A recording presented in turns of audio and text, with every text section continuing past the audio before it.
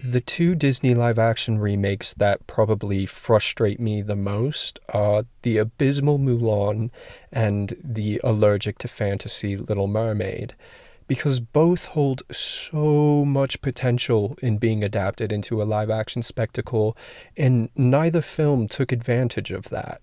And while The Little Mermaid is a much more successful film than Mulan, it still fumbled in so many ways when it could have genuinely achieved greatness. So, the two videos I've put the most effort into ever are my rewrite slash reimagining videos of Mulan and The Little Mermaid. And I know a lot of you want me to do a Snow White video in the same vein because that actually equally frustrates me. But I don't know if I want to put all the effort into a video if it's not going to get a decent amount of views. Because my Mulan and Little Mermaid videos, even though you all really like them, didn't get pushed out by the algorithm gods. So, as annoying as this may be, this video is going to be those two videos stitched together back to back in hope that the algorithm will be more merciful and will motivate me to make that Snow White video. So if you've seen my rewrite slash reimagining videos already, hopefully it's been a while and you'll grab a snack and relax and envision what could have been. And if you haven't seen them, well, do the same. And please go off in the comments. Don't hold back. I need the algorithm gods on my side so we can cover Snow White. Okay, enjoy. So, Disney's live-action Mulan was absolute cow shit. Mulan. But seriously, it's disgusting, it's horrid, and I don't actively hate mini movies. I don't even hate any of the other Disney live-actions. I dislike some of them, but Mulan is just a slap in the face to the legacy of the animated film and everyone who has ever watched it. Even if the animated film never existed, this Mulan would still be putrid. Now, I've done plenty of hating on this film in the past, and I can only do so much, so in this video we're just gonna start from the ground up and build a good Disney live-action Mulan film. We can't simply just make adjustments to fix the Mulan film that unfortunately does exist, because it's intrinsically horrid and we need to start over. If you at all are concerned about why that film is so poopy, you can watch some of the countless YouTube videos that break down why it is very much not good on so many levels. It's not just bad as an adaptation, homage, or celebration of the animated film, but it also failed in its attempt to please Chinese audiences by trying to be more authentic, accurate, and respectful of the culture when it really wasn't any of those things. Probably because the entire filmmaking crew was white, and the film is just saturated with extremely poor creative decisions, is badly directed, horribly edited, emotionally hollow as can be. It turns Mulan into a superhero who is a natural-born warrior with no flaws, so it isn't much of a sacrifice for the character to go off and fight in the war. It removes most of the essential elements and iconography from the animated film, including the goddamn dragon and the incredible songs. I could go on, but trust me, it bad. So, let's cleanse our minds of that ugly piece of poo and imagine an actual good version that we will never get and will only exist within our shared delusions. Okay, first and foremost, we have to find someone with actual charisma and charm to play Mulan. The actor must be of Chinese descent, ideally no older than 25, preferably younger, and the unfortunate thing is that I don't really know anyone who fits the bill because Chinese people are barely represented in Hollywood, so yeah, we'd have to do an open casting call, but for the sake of this video, we're gonna cast Teresa Ting, who seems to fit the bill, though I suspect she may be on the older side, but whatever, she looks the part. She's trained in martial arts, and I've only seen her act in a clip from Law & Order. Yet, in that little clip, she had more personality than Miss Liu Yifei could muster in the entire film of Mulan 2020. I can be mean to Liu Yifei, by the way, she's problematic. So yeah, Teresa Ting as Mulan, or at least that's the vibe we're going for here. As for bisexual icon Li Shang, and yes, there will be a Li Shang in this version, we're gonna go with Remy Hai from Spider-Man Far From Home. And what the hell, he's 36? Wow. He played a teenager in Spider-Man recently, so like, whatever, he's the vibe we want. As for the director, I think it'd benefit the film for it to come from the lens of someone who's Chinese, a woman, and a good director. But yeah, especially having the lived experience of being both Chinese and a woman would intrinsically provide a perspective that could only make the film more nuanced and authentic. I'm thinking someone along the lines of Chloe Zhao or Cathy Yan. Chloe Zhao is an Oscar-winning director known for indie films including the poetic, intimate, Academy Award-winning Nomadland, and she also did Eternals, which I didn't watch due to Marvel fatigue, and it didn't get great reviews, but from what I saw, it looked well made. I just know she is more than capable of bringing the heart and soul to the film. Cathy Yan directed Birds of Prey, and she is very skilled at creating a stylish, palpable energy that radiates from every moment. And she's great when it comes to fight scenes. She generally has a very unique perspective and infuses her films with personality, so I'd love to see that type of flair applied to a more serious, dramatic, epic type of film. And that brings me to what the tone and style of the film should be. The reason that Mulan has more potential than any other live-action adaptation is that it could really lean into the drama, the emotion, and the battle sequences more than the animated film was able to, and fully deliver upon a live-action, epic Chinese war fantasy.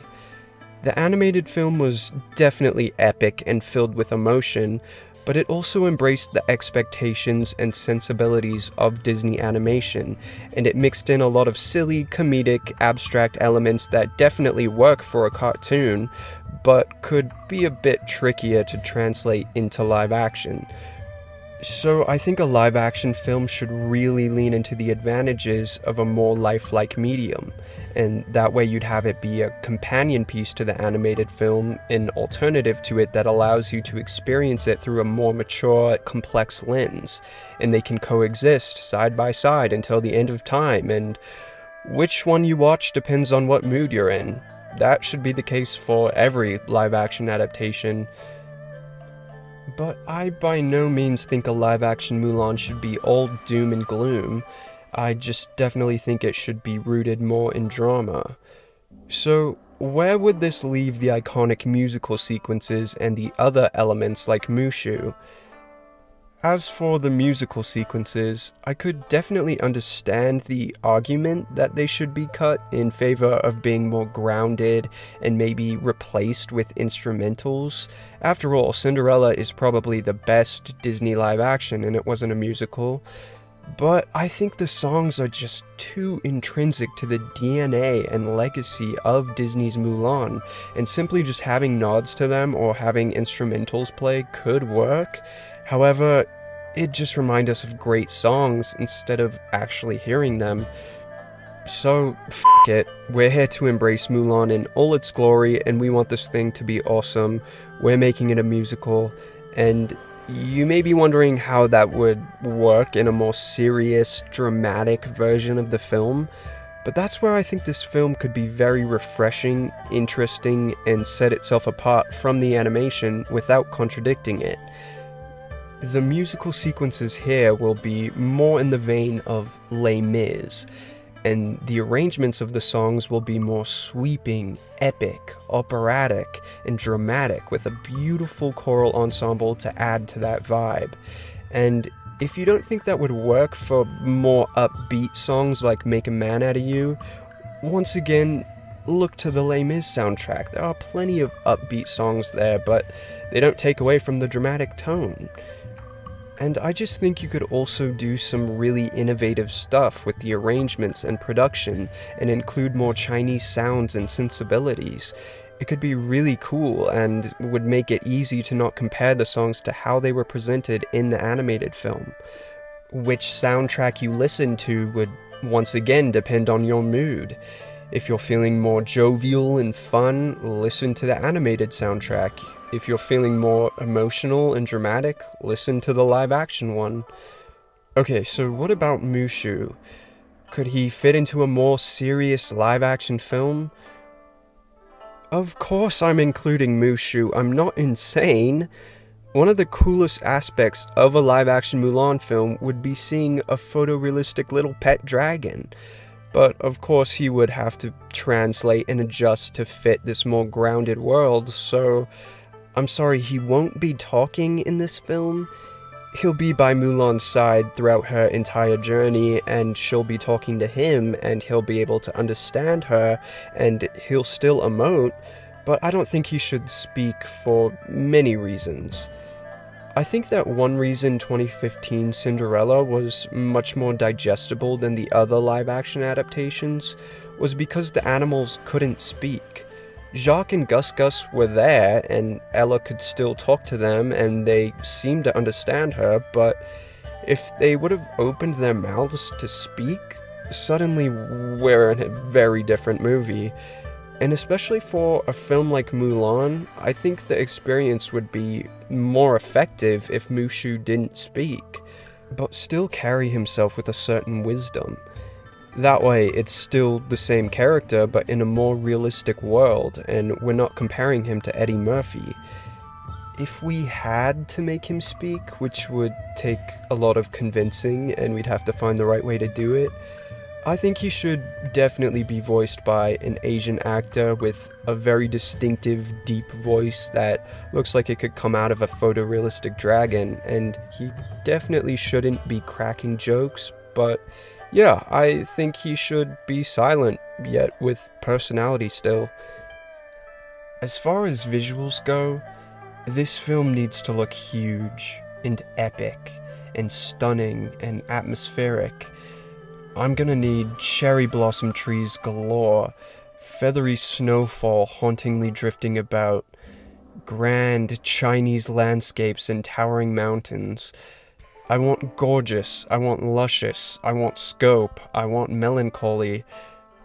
So many people claim the 2020 film to be epic and visually stunning, but I have to disagree. Some of the color grading was nice in the earlier scenes, but everything else was so lackluster, lifeless, and particularly the battle scenes had absolutely no cinematic value, and the animated film ended up being more epic than the live action. Anyway, yeah, just go fully in on the visuals and atmosphere. Okay, so now let's get into the story and how the film should be told. The most powerful message of Mulan's story that should really be highlighted is the idea of making sacrifices for the people you love. Not the message of being blindly loyal, brave, and true that the 2020 film preaches. It's giving military propaganda, and it's gross. So yeah, in an ideal live-action version, Mulan would not be a natural-born, skilled warrior. In fact, I think she should be kind of a klutz, because that's what makes it so much more powerful when she decides to take her father's place in the army, even though she's unqualified and will likely not survive. It just shows the lengths she will go to protect her loved ones. That's her superpower. So the film would open on Mulan as a young child with her family during a huge Lunar New Year celebration at the Emperor's Palace. And in this one, we're gonna have her family be named the Fa family, like the animated version, rather than the Hua family, like the actual ballad, because we're trying to establish that this is the Disney-fied version of Mulan's story. This is not a direct historical telling of the tale, and by not claiming it to be a completely authentic translation of the ballad, and instead establishing that the film is inspired by the legend of the historical figure, then there's less room for criticism towards inaccuracies, and you can do what the best Disney live-action films do by not setting it in a specific time period, but blending elements of different eras and celebrating the entire history of Chinese culture in an ambiguously fantastical way. So yeah, the Fa family, which includes Mulan's mother, father, and grandmother. I don't see a need for a sister in this version. Yeah, they're celebrating the new year, and I think it should open on a musical sequence, because that way it's established right away that this is a musical film, rather than finding out later on and being caught off guard. In the new Little Mermaid, they don't have any songs until Ariel sings Part of Your World, and I understand the intent to anticipate the pivotal moment, but at that point we've already watched multiple scenes without singing, so it just comes out of nowhere when she breaks out into song. Let the audience know right away what they're getting into. We can have a ton of people at the celebration singing a new song written specifically for the film, or we can even have Chinese opera singers performing for the crowd, as they frequently do in these types of occasions. This also would make the Emperor not seem so detached from the people, and not like a total authoritarian fascist, because we're supposed to actually like him. And even when the time comes where he has to build an army, I'd like to see him struggle with his position and the idea of making his people act as meat puppets and sacrifice their lives, but his advisors tell him that if they don't, everyone will be killed, and I'm getting ahead of myself. So, at the celebration, the Fa family is looking around in the crowd for Mulan, who has ventured off and is with a group of kids playing away from the crowd of people. It may not pan out exactly like this, and it would probably unfold in a more polished way, but this is just what I got off the top of my head, and it's the general gist of what should go down. Mulan is racing the other kids, and she beats some of them, but she can't run quite fast enough to beat all of them. One of the kids reveals a traditional Chinese yo-yo and says for the final race, whoever makes it to the end of the road will take home the toy. Mulan knows that some of the other kids are simply faster than her, so she has to think outside the box to succeed. She sees a horse tied up nearby, and after the race begins, we see her speed past all the other kids while riding the horse, being the first one to make it to the end of the road, and therefore winning. But a firecracker spooks the horse, and it goes wild, racing off through the crowd of people with Mulan still riding it. People leap out of the way, the horse knocks over some fireworks, and the fireworks launch towards the performers on the palace steps, but they dodge them. The horse eventually settles down after creating great chaos, and Mulan gets off of it on the palace steps in front of all the people. This moment would mirror the scene at the end of the film after Mulan saves China and everyone bows to her, but here they're just angry and in disgust at her. So when the triumphant moment at the end finally does happen, it hits even harder because it calls back to this disaster that is finally redeemed after so many years. But yeah, this sequence would establish so many things that would pay off as the film progresses. After the celebration, Mulan is with her father at the ancestral shrine to bring offerings to the ancestors. Mulan asks if the ancestors are disappointed in her, and her father tells her that she'll make mistakes, as all children do, but she'll eventually grow to be a respectable young lady. She asks him what will happen if she never stops making mistakes and won't ever be able to do anything right. Her father responds that the ancestors will always be looking out for her, and if she truly needs guidance, they'll send a guardian her way in the form of an animal like a tiger or a dragon.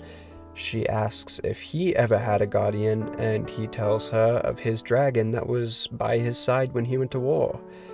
We flash forward to the young adult Mulan at the age she will be for the rest of the film.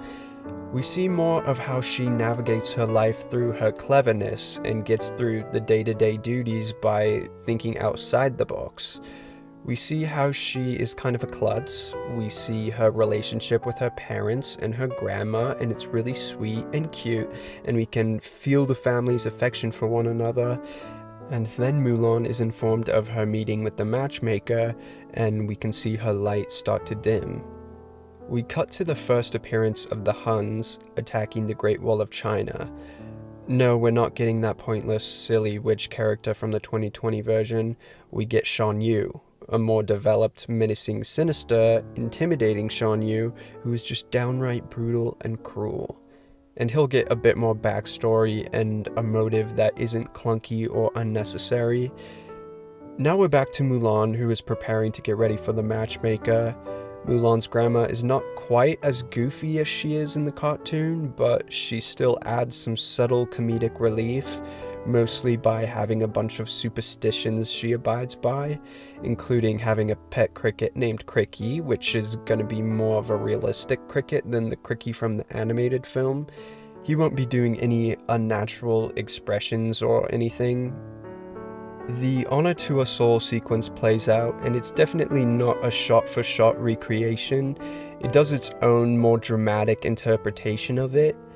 And now I'll just kind of talk about the main points that need to be covered rather than walking through the entire thing, because really from here the film's story follows the animated version quite closely, but is approached in a more serious, complex, grounded, expanded manner. I really want to double down on the idea that Mulan isn't comfortable in her own skin and is a flawed individual. So that needs to be present in the reflection musical sequence, which I think should be longer.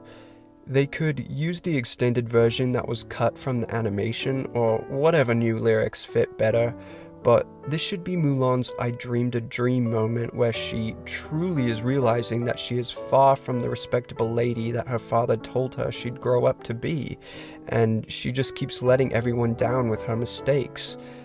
I also think later on in the film there should be one or two reprises of reflection because it's the soul of the film.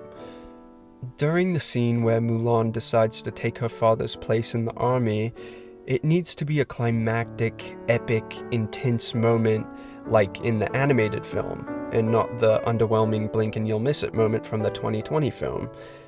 The music used in the animation during this scene is freaking awesome, and I'd love to see them do a hauntingly grand version of it sung by a choir. And she definitely needs to cut her hair with a sword, because that is one of the most glorious cinematic moments ever. I know men in ancient China wore their hair as long as women, but like I said, this take on the story wouldn't be set in a specific time period, so it wouldn't have to be accurate to a particular time. So yeah, she's cutting that hair. In the very last moment before she heads out the door, the music goes quiet, and for a few moments she just stares at her family as if saying goodbye to them. Then the music kicks back in and she rides off into the stormy night. One thing I kind of liked from the 2020 novelization of Mulan is how it showed her struggles during the journey to the army camp after she left home, because it takes a few days to get to the camp. But that was mostly cut from the actual movie.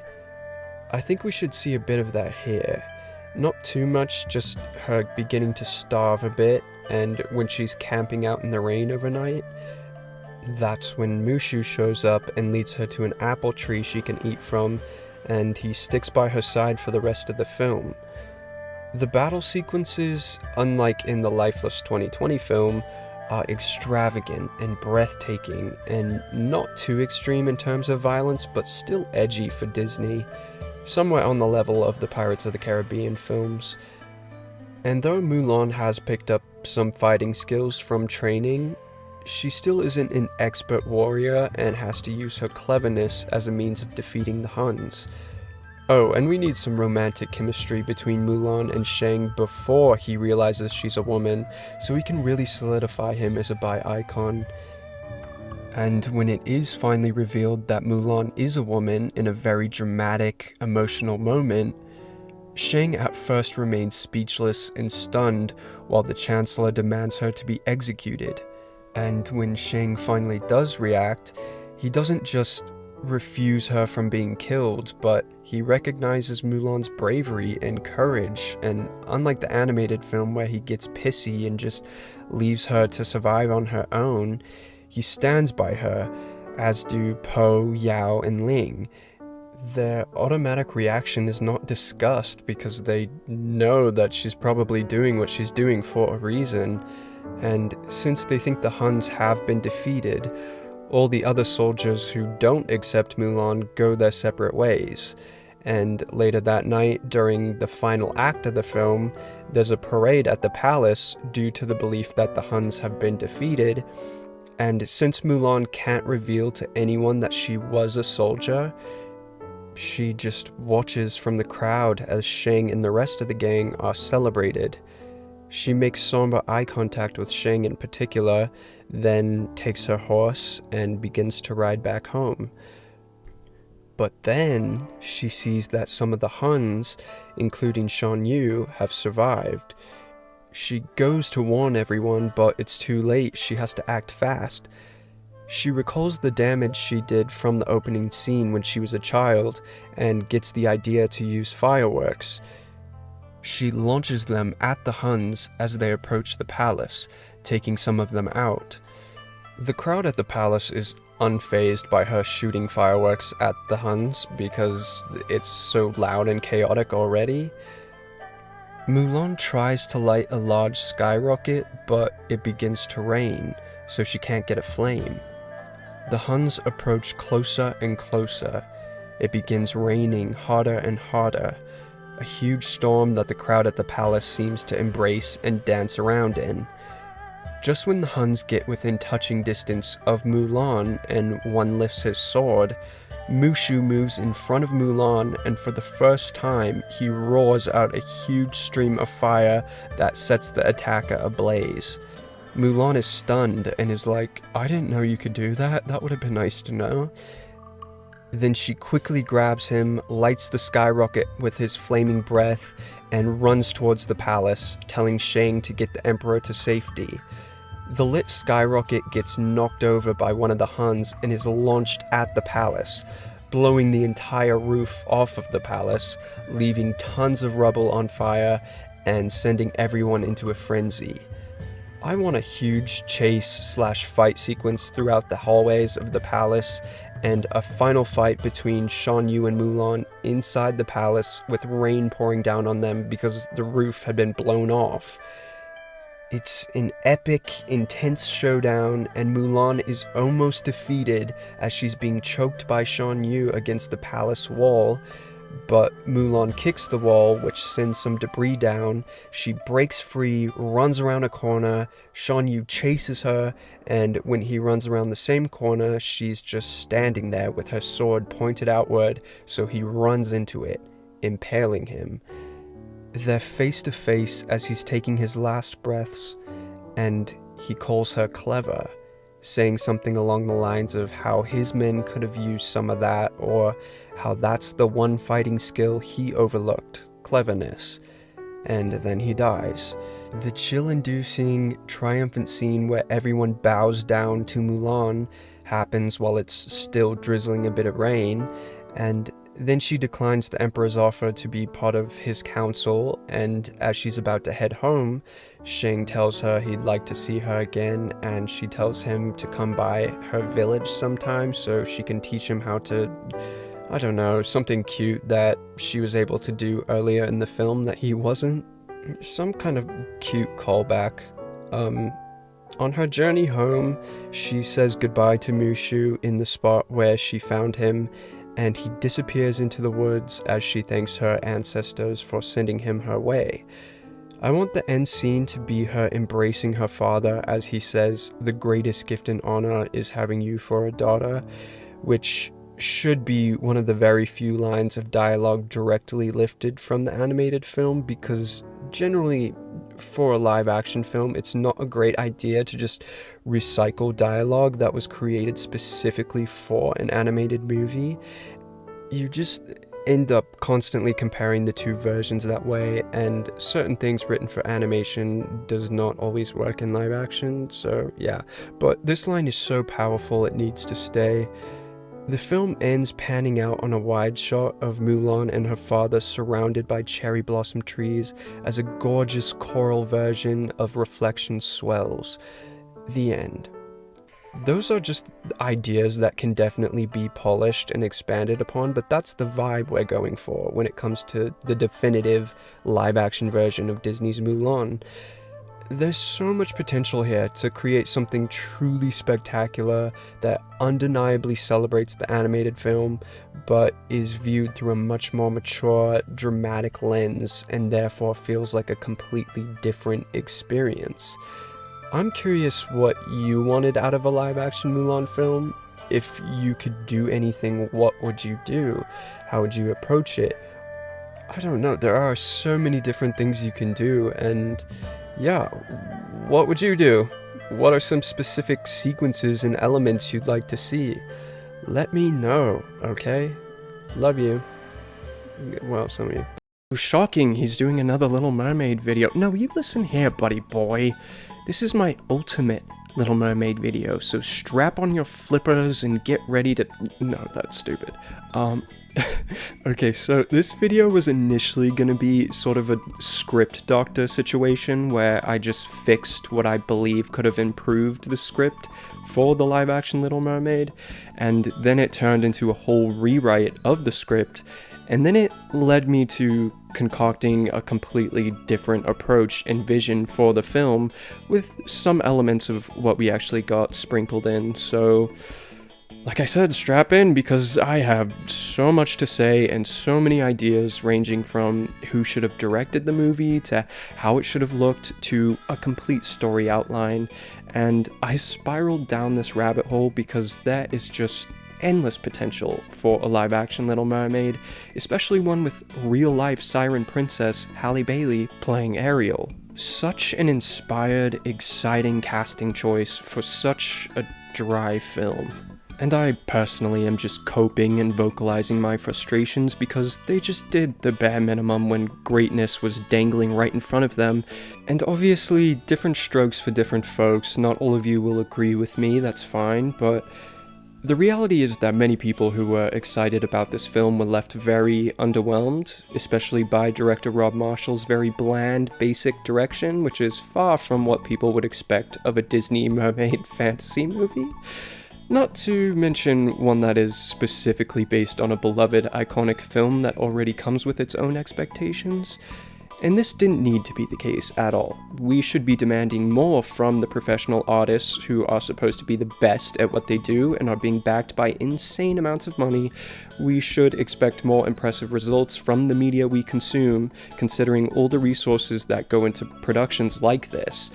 And this film has objective weaknesses you can pinpoint to exhibit why so many people found it to be lackluster when that was so avoidable. Yes, Rob Marshall may not have intended to make this a lavish, opulent fairy tale, but I don't even think he succeeded in the more grounded approach he was going for. It was very tonally inconsistent and atmospherically indistinctive, and the excuse that they wanted to focus more on the story than the razzle-dazzle just doesn't hold weight for me, because not only did the script stick so close to the blueprint of the animated version, but the storytelling was sloppy and the new material was very underdeveloped, which I'll get into when I give you my ideal approach. But before I get into it, I just want to remind everyone of where I stand. Unlike most self-proclaimed cinephiles, I don't think Disney live-action adaptations are inherently bad at all, and I talk about them on my channel so often because I think there's so much potential within them if approached with the right intent. And it's just extremely frustrating to see time and time again that the live-action films are proving everyone right when they don't need to. It's only natural when seeing an animated movie to envision what it would be like in real life, and Disney live-action adaptations so frequently fail to live up to people's imaginations. They often just retread the animated films with less life, less artistry, and less understanding of the stories being told. But there's value within experiencing familiar stories in different mediums and through different perspectives. Disney live-action adaptations should not be trying to replace the animated versions or solely exist to correct any outdated ideals. That's not how anyone would view the Broadway adaptations, because the intention there is to experience the beloved stories and iconography through a different medium with different things to offer, and that's exactly what the function of a live-action film should be, to act as a companion piece to the animated film that exists alongside it and adds to its legacy. It should translate the more abstract, simple, impressionistic nature of its animated counterpart into a more complex, nuanced, tangible world, and lean into the advantages of the medium of live action instead of trying to simply regurgitate material that was created specifically for animation. Show us the same beloved story and iconography through a more three-dimensional lens and adjust whatever necessary to fit this more lifelike medium.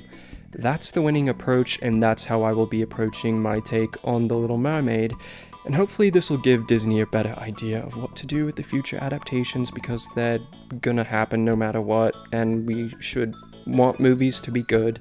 And also, hopefully this will help Disney course correct with any potential Little Mermaid sequels, which I think Halle Bailey deserves. Okay, so let's get to re-envisioning this film. Once again, you're not gonna agree with everything, but this is what the ultimate live-action Little Mermaid would look like in my eyes. First of all, we're gonna have Rob Marshall step down from the director position due to being overwhelmed by the demands of the project, and he can just be a producer. He just does not have the visionary sensibilities, ambition, or directorial skills to be the captain of this ship. I made a video on who I think should have directed each Disney live-action adaptation, so I'm not really going to get into it, but I would employ either Alfonso Cuarón or Gore Verbinski, and the vibe we're going for is grand, epic, sweeping fantasy that pushes the boundaries of filmmaking technology and visual effects and feels like an event. Kind of like a more magical, lighthearted Pirates of the Caribbean with an even bigger scale. Also, I'd take inspiration from the dramatic aesthetic of 18th century paintings, but add a more lively, enchanting Disney flair. I'd want it to be shot on film rather than digital, or at least emulate the look of film in post-production, because it makes the image softer, warmer, textured, more enchanting, more painterly, richer colors, and less digital looking. Cinderella is the only Disney live-action shot on film, by the way, and for Little Mermaid in particular, I think it'd benefit the underwater world so that everything doesn't look so sharp, especially the edges, because that just makes it look less aquatic. The highlights in particular would look magical with a soft, subtle glow. For costume designer, Pierre-Yves Guéraud. We can keep the cast the same, except sorry, we're replacing Melissa McCarthy. On paper, she sounds like she'd be a suitable fit for Ursula, but watching the movie, her performance was so forced and she felt like she was in a different movie from everyone else. We would need to use an actress who could bring more gravitas to the character and a more regal quality that can keep the sillier elements more balanced and believable. And that would be Meryl Streep for me. She's played some outlandish characters, but she does so without feeling gimmicky. She'd also bring a more prestigious essence to the character and the film as a whole. Okay, while I was hesitant to also recast Javier Bardem because his performance as Triton was very lacking and felt lazy, I actually think he does fit the role and he's capable of giving a strong performance, so he'd just have to be given the right direction and maybe some more takes or more rehearsal time. He's got it in him. Same goes for Awkwafina. She's a strong choice for Scuttle, but she needed more takes of her dialogue in some different direction. Hell, I think everyone did need different direction, to be honest, but that's why we're firing Rob Marshall. Those are the actors in particular who were just not delivering. Okay, before we get into how the story would unfold, let's talk about the design. Flounder would look like this, Sebastian would look more like this, Atlantica would exude actual imagination, fantasy, and grandeur. The kingdom would be made of an ethereal, shimmering pearl substance. Eric's palace would look less dungeonous and more magical, an enchanting Caribbean fairy tale. The whole film in general would have more scope, opulence, and pixie dust. Ursula, she would need to have a more striking look. I'd add prosthetics to make her features more sharp and angular. She'd have more refined makeup. I'd also add a subtle, sleek octopus squid texture to her skin to make more visual intrigue. I don't want her to look grotesque like Davy Jones, but intimidating in a regal fashion.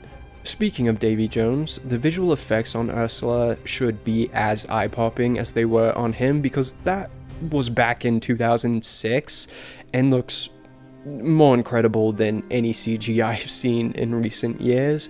So actually make the whole film with this level of visual craftsmanship. When it comes to Ariel herself, this is how I would want her to look. As for the hair, keep the locks mixed with the loose strands, but side part. More luscious, more otherworldly, more vibrant. Not cherry red, but a deeper copper color, because that muddy, mousy ginger just blends in with her skin and washes her out and makes her less distinctive as Ariel.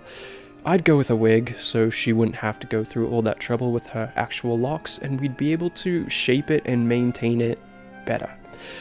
The seashell top from the animation is too iconic to just throw out, so this is a more cinematic take on that idea, and this would be the main one, but she'd also change to different variations made with different materials as well, just for variety, because this is a live action film, let's get the most out of it.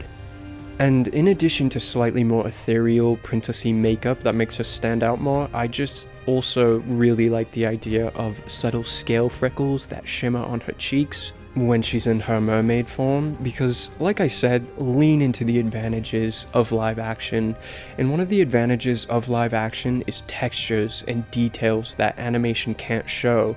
Take those opportunities so you're not just a lesser imitation of the animation. Her tail can stay as is because it's the most fantastical thing in the whole film. Okay, now it's time to get into the story beat for beat. Right off the bat, I'm making a bit of a polarizing decision, but I just want you to envision it and open your mind to how it could benefit the film. I'm going to be taking some pointers from classic Disney, as well as the live-action Cinderella, which is the best Disney live-action adaptation, and we're going to be framing the story through a warm storybook narration from Queen Selina. Not only would having a narrator bring a literary, cozy, mythological fairy tale vibe to the film, but it would also provide information in a much more natural way, so we wouldn't have instances like Ursula sloppily exposition dumping her whole life story and evil plan to herself in the way that she did. That was just cheap, forced, lazy, and juvenile. Boring, yawning, sloppy, lazy. Obviously, we wouldn't realize that the queen is the narrator until later, and the narration would only be used sparingly, but it would just make everything feel more seamless, smooth, tonally consistent. The narration gets a bad rap, but there are instances where it can enhance an experience, and I think this is one of those cases, which I'll get more into as we go along. Okay, so as the opening Disney logo is revealed, we distantly hear Fathoms Below being sung a cappella. We then push to the water under the castle until it takes up the frame, and we glide over it. We pan up to a ship in the ocean where sailors are singing Fathoms Below. The narration kicks in with something like, "The sea is the place that holds the most mysteries, myths, and stories. There's one particular story that blah blah blah," you get the idea. On the ship, amongst the sailors, we see a young Prince Eric, like 10 years old, showing his fascination and curiosity with the sea. His father, the king, expresses to him something along the lines of how he thinks the sea is the one place in the world that holds real magic, and every voyage he takes, he discovers at least one of its secrets. He gives Eric his little jade mermaid statue that he found on one of his voyages, but a gnarly wave causes him to drop it into the ocean. Eric gazes into the water, and we then descend down and are introduced to the undersea world. All the sea life, the kingdom, the palace, etc. We're gonna open with music because it's best to establish right away that this is a musical and not just have singing come out of nowhere. So all the mer people are gathered in a massive coliseum where an epic, ethereal undersea choir is performing a song to welcome back Queen Athena from her journey to another kingdom where she was working to strengthen foreign relations.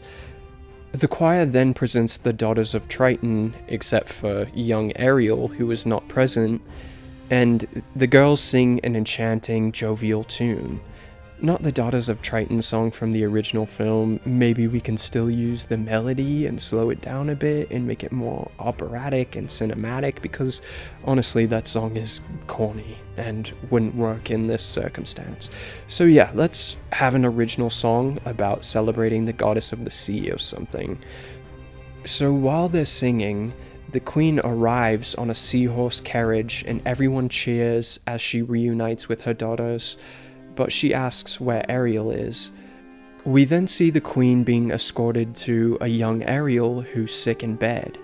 The queen excitedly greets Ariel and asks her how she caught an illness, and Ariel tells her that she had been exploring the shipwreck graveyard again and got sick, and her sisters tried to use their siren songs to treat her, but they aren't powerful enough to make her feel better.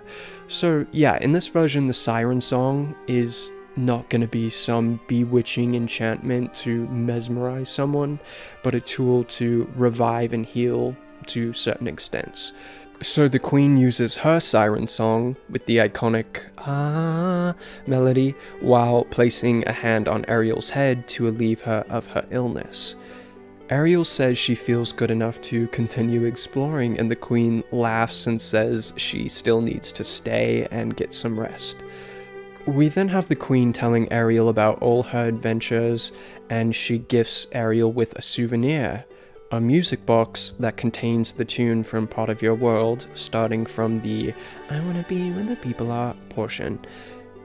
The queen says she received it from a couple that she saved along with their child when their small boat was sinking. She pulled their boat to shore.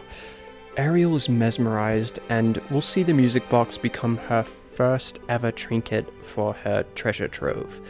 The queen says to Ariel that she believes humans and merfolk could live in harmony if they tried to understand each other's perspectives. Their differences may be unfamiliar, but unfamiliar doesn't mean bad. She wishes for peace amongst everyone, land and sea. We then see the queen in her seahorse carriage, assisted by her guards, while the narrator explains that she went on another expedition to another kingdom. She swims out of the carriage to explore and ends up getting caught in a fishing net. We then cut to Triton and his family grieving, implying that the queen didn't return. He comforts young Ariel with an embrace, which we linger on, and he pulls her tighter as if we're seeing his overprotectiveness manifest in real time. The narrator says the line from the original Hans Christian Andersen story, "But a mermaid has no tears, and therefore she suffers so much more." Fade to black. I love that quote, and I like that it was used at the beginning of the actual live-action film, but they didn't apply it to the story at all, so it served no purpose. In this version, it'll have a purpose. So we then see young Ariel swimming beyond the kingdom as the narrator tells us that despite Triton's orders to stay within Atlantica, Ariel was her mother's daughter and knew she would have wanted her to remain curious and passionate. As she's swimming, something catches her eye, and she goes to pick it up. It's the jade mermaid Eric had dropped into the ocean. She smiles and excitedly continues swimming, and then we seamlessly transition to teenage Ariel exploring, or whatever age she is for the rest of the film. We'll leave it ambiguously 18 or 19, and she's off exploring with Flounder and finds the shipwreck and the fork and the shark and all that, and then we see her going to the surface to find Scuttle. Yes, the surface. I don't want to maintain the whole "she's never been to the surface" shtick, because A, I like a more rebellious Ariel, B, Scuttle speaking underwater for as long as she did was just too jarring. C, it's way too convenient that the first time she ever goes to the surface happens to be when she sees her first human and saves him. And D, she believes her mother's word that humans and merfolk can live harmoniously. So yeah, the stuff with Scuttle happens. Scuttle does not eat a fish right in front of Flounder because that was an insane creative decision. Sebastian interjects and tells Ariel that she missed Triton's birthday celebration. She rushes home, her sisters tell her that Triton is disappointed, but when Ariel goes to speak to him, he's trying to play it cool until it slips that Ariel went exploring, which makes him flip out, though he still doesn't know she went to the surface as well. After that, Ariel goes to her secret grotto with Flounder, and she's like, "Did you see how much he flipped out just because I went outside Atlantica? Imagine how he'd react if he knew I'd been going to the surface." She takes her mother's music box and sits with it. She tries to play it, but only a few distorted notes come out before completely going silent because it's old. Cue the Part of Your World sequence. The instrumental in the background starts off being quietly ethereal, hauntingly dreamy, otherworldly, and then as the song progresses, it builds to an epic, grand, sweeping, almost operatic piece with gorgeous cathedral choir backing vocals blending into the orchestration. As the song ends and the instrumental fades, she takes her little treasure hunting bag, straps it around her chest, and begins to swim out of the trove. But she spots the jade mermaid she had found as a child on her shelf. She holds it and just looks at it with melancholy as she drifts out of the trove. I think the fireworks happening right after her big I Want song is too convenient, and the moment in between is awkward, and it worked in the animation, but yeah, we're gonna cut to her exploring some more with a somber attitude. She has her little bag of treasures, and then she sees the fireworks and goes up to the ship. Sees Eric for the first time, the storm comes, the shipwreck, yeah. But I want it to be more intense, visceral. After Eric is knocked into the ocean, I want his statue to glide off the ship and smack him unconscious so you know he really is in a bad situation. I love that in the actual live-action film, Ariel saves Max. That was a cute little addition, and I think it would work very well here as well. And this whole sequence would parallel how Ariel's mother had told her she had helped humans, so yeah. I want to then cut to Ursula, who is not related to Triton because they are straight up different species. Yeah, she's watching all the commotion from the bottom of the sea, and she can see stuff with her crystal ball, but she needs to use a bunch of potions on that thing to get it going, which is wasteful of her resources, so she isn't using it all the time. That would just give her too much power to see anyone anytime she wants. She would have been able to defeat Triton long ago if she had that ability. But yeah, she sees Ariel rescuing Eric and she's like, what do we have here? Triton's kid is saving a human, though she isn't supposed to leave the palace. So that prompts her to go to her crystal ball and use up some of her magic from her shelf to see what Ariel's up to. Then Ariel's on the shore with unconscious Eric. She's singing the Part of Your World reprise and uses her siren song to awaken him. Once again, the siren song is a healing power, not a hypnosis tactic. Okay, then Ariel's frightened back into the water when the guards go to retrieve Eric, but the gag is that Ariel's jade mermaid had fallen out of her bag, and Eric picks it up in the sand. He vaguely recognizes it from when he had dropped it in the ocean when he was 10 years old, and now fate has brought him back to it. When Ariel resumes the Part of Your World reprise from the rock, it needs to be epic as hell. That is the moment of the original film, so we need to emphasize how live action can make it a transcendent experience. As she sings, the ocean waves build, thunder in the distance rumbles, and when we reach the climax of the song, a huge wave crashes, lightning strikes in the distance, the camera simultaneously pulls back and rotates around her, the ocean is alive, the sky is alive, something is starting right now. We are left speechless and with goosebumps on our goosebumps. Now we can spend some time with Ariel and her sisters. We can show a bit of Eric in the castle with Queen Selena, and we'll also hint that the king had died in a shipwreck, so the queen is extremely overprotective and believes there are creatures and mysteries in the sea that are too evil and dangerous, etc. Then I want a duet with Eric and Ariel where they're longingly singing about the mystery of what's beyond and how they crave it. Maybe it could use the same melody as Wild Uncharted Waters, but you know, better. The song ends and Ariel realizes that someone had overheard her singing it. It's Ursula in her Vanessa disguise, but as a mermaid. And she intrudes on Ariel and she's like, "Oh, you poor thing, I know it's none of my business, but you sound like you're longing for something you can't have, and I know someone who can help you." She lies to Ariel, trying to convince her to go to Ursula's lair, even though she's Ursula, claiming that Ursula changes lives and had changed hers. She claims Ursula can help you correct your physical appearance, can help you find love, and so much more. Ariel responds by saying she's heard that Ursula was crooked and working with a type of magic that is too risky, so she declines. And Mermaid Vanessa is like, "Suit yourself, but if you get desperate, you know where to go," claiming that Ursula has been made out to be someone she's not, so that her magic isn't wasted by just anyone for any petty issue.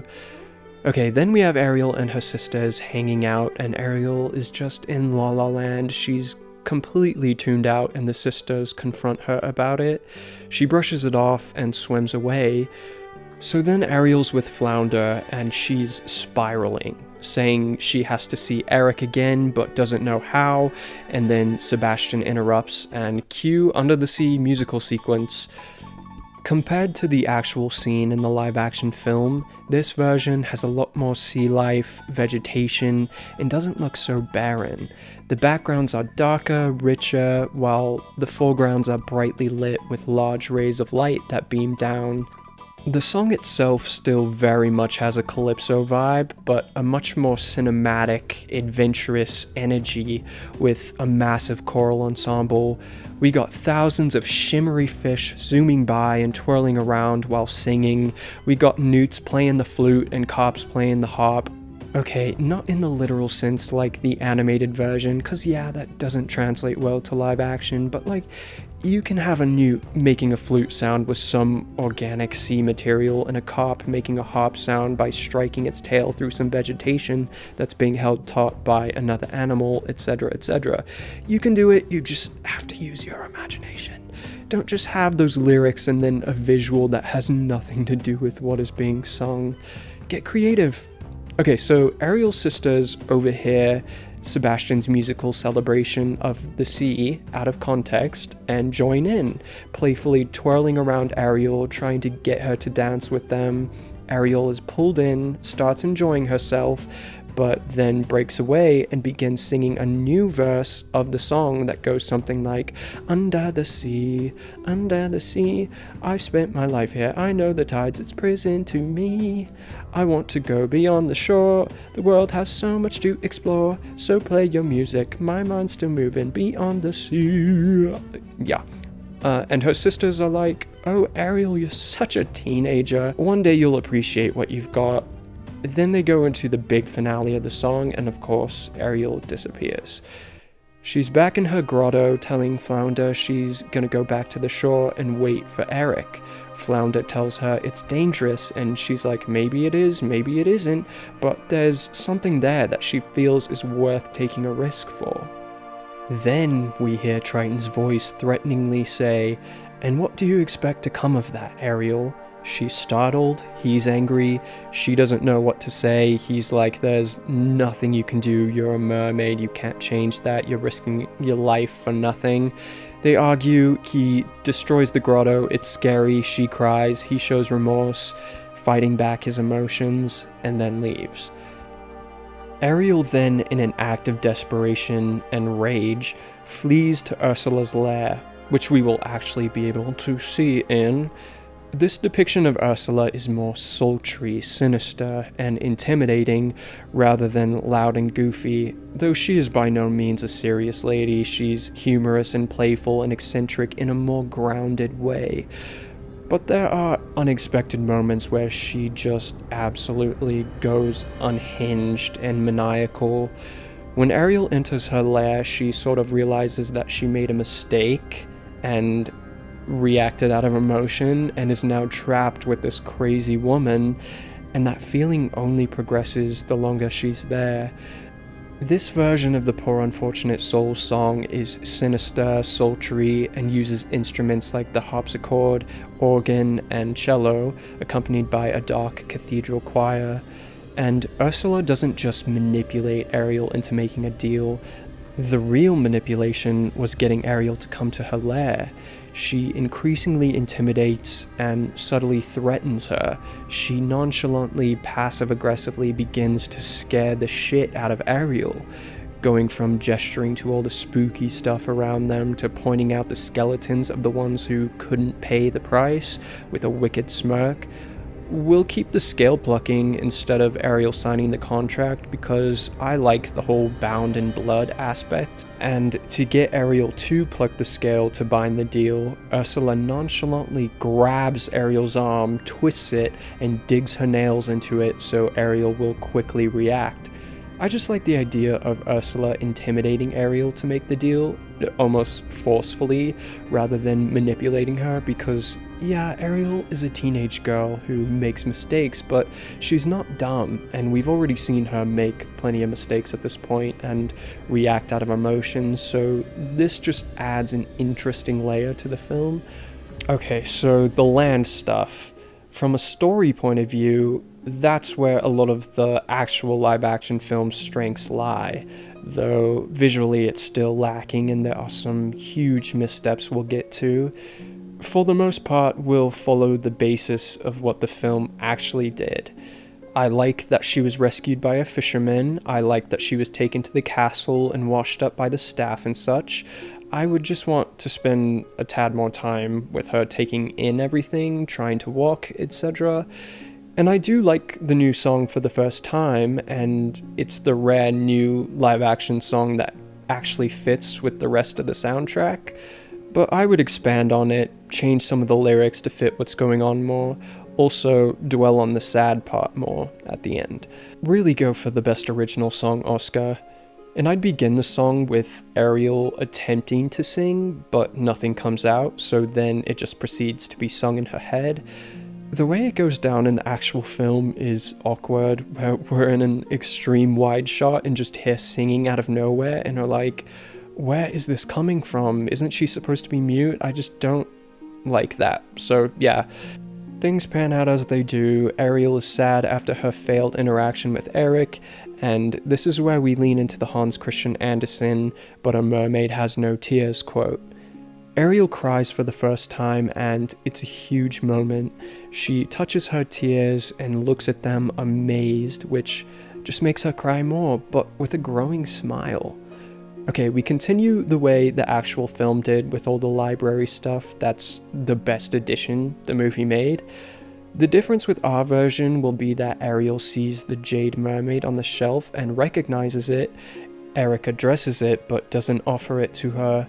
Maybe he's like, I'd give her to you, but she's just too special to me, I don't think I can give her up. Then he offers her to look around and take something else if she'd like. So yeah, it continues the way it does with them looking at the maps and such, so we'll move on to the next day when Ariel and Eric go out on the town. Ariel will be wearing a different dress because we're going to take advantage of having Halle Bailey as Ariel and put her in as many looks as possible. And also, I don't like this beachy area they go to. It very obviously is a set and the scale feels tiny, so we're moving the action to a more open, grand area of the town with rich architecture and such. And also, Ariel isn't just constantly ditching Eric, she's enthusiastically pulling him along everywhere. That would be so much more beneficial for the romance. Now the kiss the girl scene. First of all, it's going to be well lit. Give me a bright starry sky with dreamy moonlight, some light atmospheric fog looming over the water, more animals. Don't just put a blue cast over everything, show me some color. Look at how the night scenes in Cinderella were lit, that's all I'm saying. And I know the whole memory wiping spell thing that Ursula put on Ariel in the remake was to make the kiss more mutual, so it didn't seem like one person was trying to manipulate the other to kiss them. But that's just a sloppy, messy, convoluted way to navigate that thought. I personally would have just had Ursula emphasize that Eric has to kiss Ariel and he has to want it. I don't know, there's a better way to go about this, but the whole amnesia thing is pointless and dumb. During the song break in Kiss the Girl, I want to keep the moment of Eric talking about the stars, but I want him to mention that his father was the one who taught him the constellations, and then he gets all choked up by remembering his dad. A tear rolls down his cheek, and Ariel gently wipes it for him, still fascinated with the idea of tears, but also as a gesture. He looks to her lovingly and is like, "I'm sorry, I still don't even know your name." And we do the whole name guessing thing, but it's more intimate and emotionally locked in. She still uses the stars to have him guess her name, and it's even more cute with the added sensitivity, so yeah.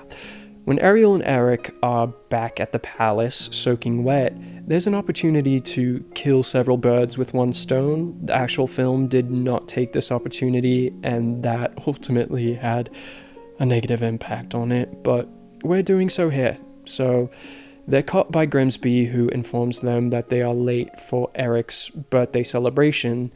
The maids dress Ariel in her iconic pink ball gown so she can get her Disney princess moment, and in a grand ballroom with a bunch of guests, Ariel charms everyone with her quirkiness and unconventional perspective. In the actual live-action film, Ariel never interacts with the Queen until the finale, but establishing that dynamic was essential, especially for the Queen's arc of accepting merfolk. So here we see the Queen being delighted by this peculiar girl who came out of nowhere. Eric and Ariel dance in front of everyone, and the Queen sees a spark between them. That night, Ariel goes to bed feeling excited and accepted and like she belongs.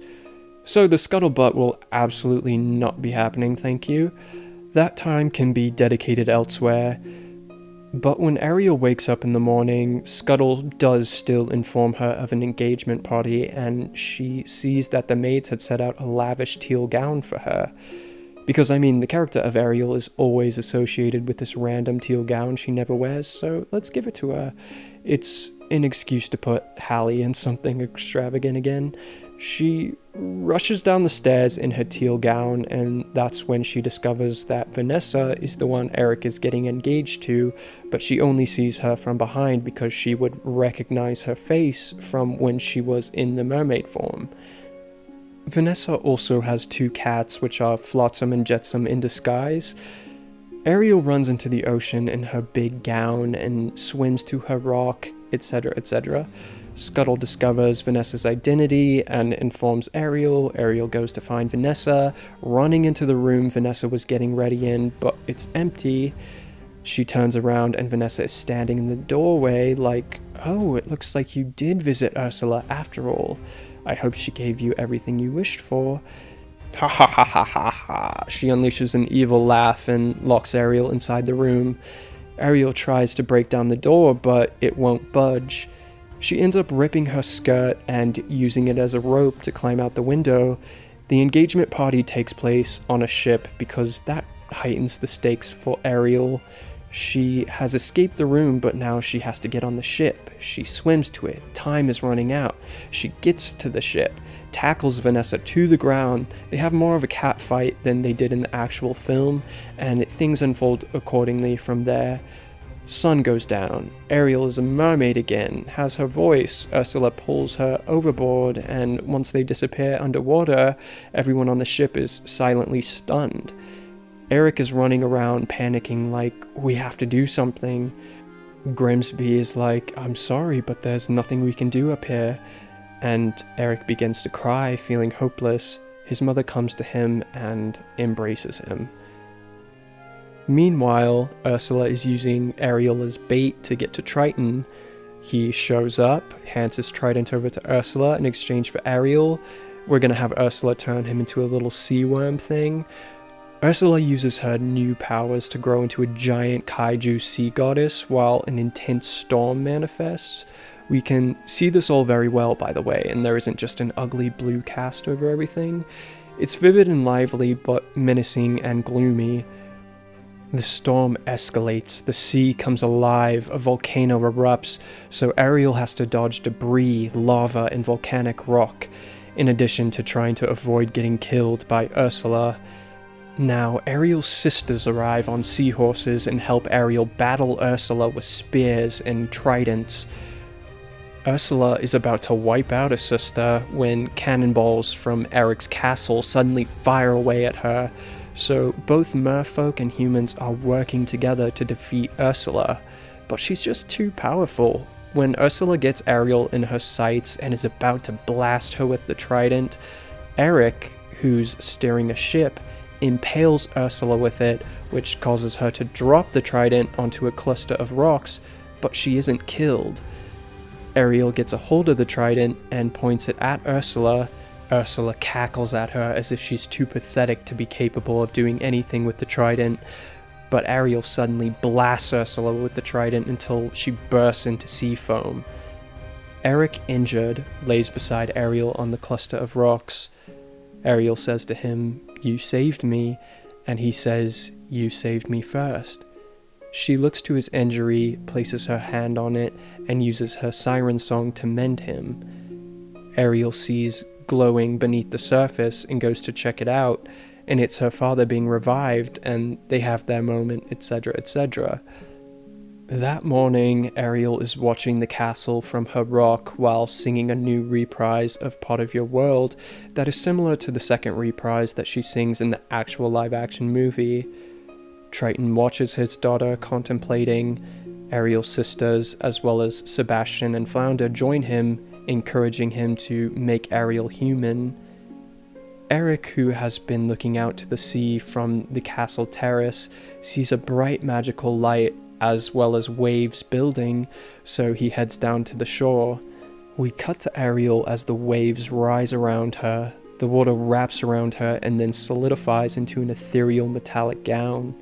Eric reaches the shore, sees Ariel emerging from the sea, singing the "Now We Can Walk, Now We Can Run" reprise of Part of Your World that was cut from the original animated movie. They kiss, etc., etc.